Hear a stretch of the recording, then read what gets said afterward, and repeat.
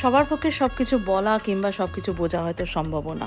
আমিও আপনারটা কিংবা আপনি আমারটা কোনোটাই কেউ আমরা বুঝতে পারবো না। বাট সিচুয়েশনটা যেটা আমরা মানে বুঝি, যেটা আমাদের সাইড অফ দ্য স্টোরি থাকে, সেটা হচ্ছে যে যখন আমরা আমাদের দেশটা ছাড়ি, আমাদের মনের অবস্থা, আমাদের পরিস্থিতি, আমাদের কীরম থাকে নেক্সট কিছুদিন যখন আমরা বিদেশে আসি, সেটা একমাত্র যারা বাইরে থাকে তারাই বুঝতে পারবে। অবশ্যই দেখতে মনে হয় যে গ্লিটজার গ্ল্যামার, কিংবা বাইরে থাকলে ও এদের তো অনেক পয়সা আছে, কিংবা এদের লাইফটা তো দারুণ, এদের তো অপূর্ব ওয়েদার, সব কিছুই আপনারা ঠিক বলছেন, কিন্তু যেটা এক সেকেন্ডের জন্য হলেও ভুলে যাচ্ছেন যে আমরা কিন্তু আমাদের ফ্যামিলি থেকে অনেক অনেক অনেক দূরে আছি।